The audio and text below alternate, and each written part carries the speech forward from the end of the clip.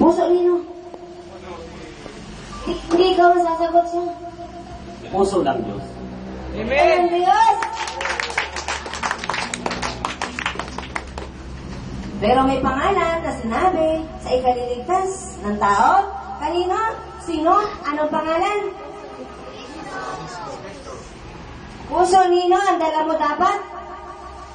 Puso ni Kristo. Kristo? Puso ni Kristo? Puso ni Yesu Kristo!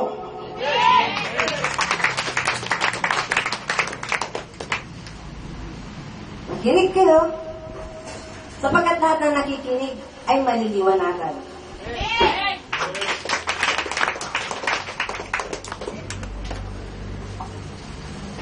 Nung kayo'y bata pa, gusto niyo lumaki.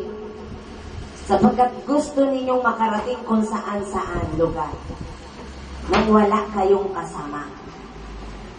Naisip niyo ba na may kasama kayo nung bata pa kayo? Di ba hindi naman? Kaya nga nangungupit kayo ng pera kasi alam nyo, walang nakakakita, wala si mama, wala si papa, narito ang pera nakatago sa alkansya. Sungkit dito, sungkit doon, hanggang na lumaki na yung butas ng alkansya. Nang malaman ng nanay, may nangunguha ng pera kapagkat lumaki na yung butas. Paano kung hindi lumaki?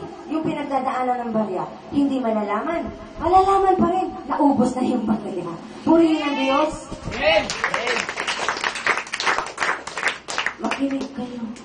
Kailangan bang hintayin ninyo na maubusan kayo ng mga dala-dala nyo? Bago kayo umamin? Na Panginoon, wala pala akong kaya kahit ano. Panginoon, wala pala akong lakas na talagang galing sa akin. O tatanungin mo, sino ba ang tutulong sa akin? Wala na. Wala na nagmamahal sa akin kahit isa. Iniwan na ako ng nanay ko, iniwan ako ng tatay ko, iniwan ako ng kapatid ko. Saan ako pupunta? Ang sinasabing pag-iwan ay hindi yung nag-iisa ka lamang sa buhay. Ang pag-iwan ay hindi ka na pinapansin at hindi ka na pinapahalagahan. Wala ka ng halaga sa kanila sapagkat wala kang maibigay. Kung ang damdamin ninyo ngayon ay ganyan na walang nagmamahal sa inyo, makinig kayo. Si Jesus na napako sa cross, yan ang tunay na kailangan ninyo. Sapagkat si Yesu Kristo ay Espiritu na Yesu Kristo, naging tao. Subalit sinabing babalik siya, huwag kayong malumbay. At ang sino man pinananahanan ng Espiritu ng Diyos, ay makagagawa ng mga bagay-bagay na ginagawa ni Jesus at higit pa roon, sapagkat si Jesus ay pupunta na sa Ama. At si Jesus ay nasa Ama na. Bumalik sa trono ng Diyos. Si Jesus ay naging tao. Subalit ang sabi ni Jesus, ang nakakita sa akin ay nakakita na sa Ama. Ang tumanggap sa akin, ang tumatanggap sa akin ay tumatanggap din sa Ama.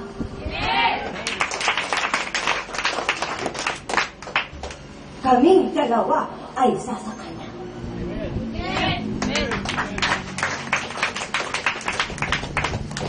Makinig kayo, sapagkat ang Diyos ay Espiritu, kaya tatanggapin ninyo ang Diyos sa Espiritu at katotohanan.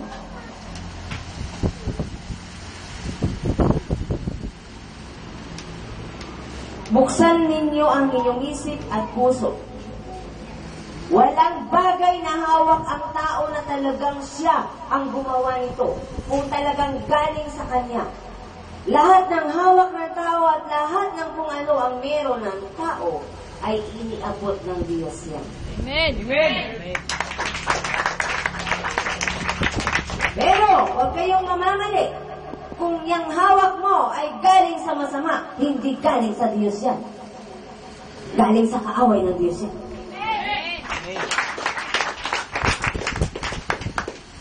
Kung ikaw ay may hanap buhay ngayon na iligal, hindi yan kalooban ng Diyos. Yan ay natamo mo sa paghihiganti mo sa Diyos, sapagkat wala kang tiwala sa Diyos. Ayaw mo maghirap, kaya tinanggap mo ang iligal na hanap buhay. Kumita ka lamang ng malaking halaga. Makinig kayo. Kung iligal yan, kinakalaban ninyo ang Diyos. Nabubuhay kayo at kumakain kayo galing sa magaan na hanap buhay na iligal. Magaan. Bakit magaan? Buy and sell eh. Buy and sell na shabu. Puri na Diyos. Dudukutin mo lang, akala mo barya eh. Makikisindi ka ng sigarilyo. Pero yung nasa loob ng filter nun, shabu. Puri ng Diyos. Maraming paraan para maipuslit ang hanap buhay na yan. Pero makinig kayo. Kahit sa regalo, kaya nung nagdaang Pasko, maraming shabu ang nakapuslit. Kung kayo ngayon, nandyan sa sitwasyon na yan, makinig. Aanin mo ang buhay na may pera ka. Bukas, patay ka na. Sa impyerno pa ang punta mo. Bakit? Bakit sinabi sa impyerno? Ano ba ang dulot ng shabu sa tao? Sisirain ang utak mo hanggang sumunod na ang katawan mo. Amen! Sapagkat ang katawan mo ay hindi talagang sayo, yan ay pag-aari ng Diyos. Kaya nga tinawag na templo ng Espiritu ng Diyos. At kapag sinira mo ang templong yan, ano ang sabi ng Diyos? Parurusahan ko ang magwasak ng templong yan, sapagkat banal ang templo ng Diyos at kayo ang templong yan.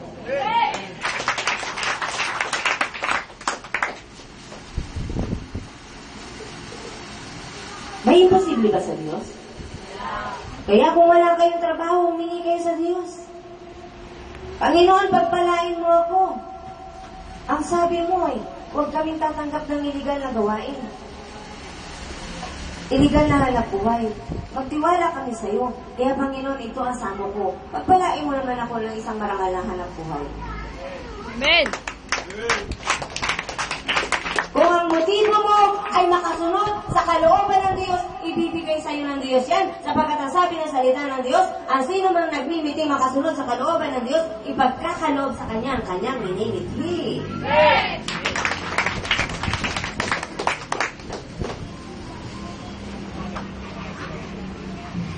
Ang pangarap ninyo noon na gumanda ang buhay, walang masama dyan. Pero sa malinis na paraan at sa maayos sa pamaraanan ng Diyos. Gusto ko, Panginoon, na magkaroon ng isang maayos na hanap buhay. Pero wala akong pinag-aralan.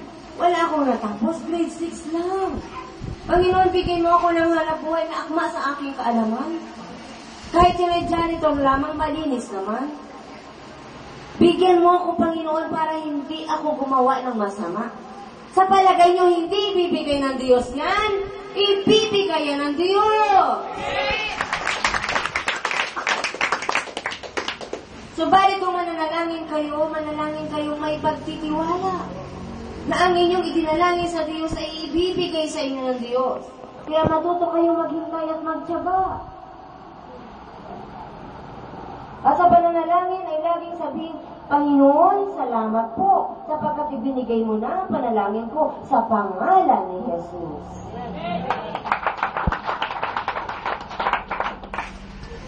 Ang pasasalamat ay advance. Hindi yung magpapadasal ako, magpapa-thanksgiving ako, magpapakain ako sa Diyos kapag nagkatrabaho ako. Walang masama dyan. Pero kung ang faith mo, ibinigay na nga sa iyo ng Diyos, pakain ka na ngayon pa lang. Magbigay ka sa Diyos at ibabalik ng Diyos yan sa iyo. Siksik, liklik at umaapaw. Ano kaya ang ibabalik ng Diyos sa tahanang ito? Lumaki ang space sa gawain ng Diyos. Ano kaya? Sino ang naniniwalang makakasakay pa sa barko? Si Brother Billy Toriana. Purihin ang Diyos. Amen. May imposible ba sa Diyos? Ang Diyos ang may-ari ng lahat ng barko, lahat ng mga ahensya, lahat ng mga kapamahalaan. Ang Diyos ang may-ari niyan.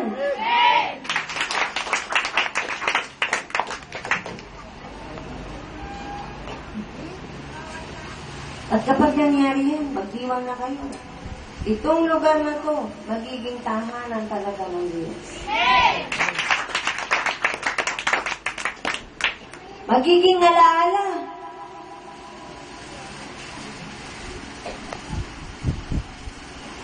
Sa pamilya Toriana, masasalamatan nila si Brother Billy sapagkat tinanggap dito ang tinig. Habang may Toriana na nabubuhay, may gawain dito. Amen.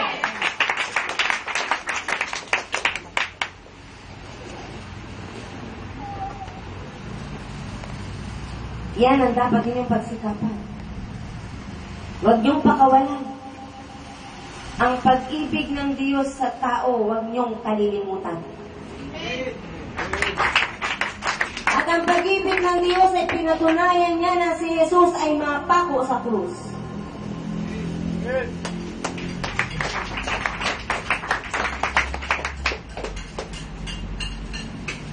Kaya kung ang tingin niyo sa sarili, kayo na ang pinakaaba, kayo na ang pinakahamak, wala na kayong halaga.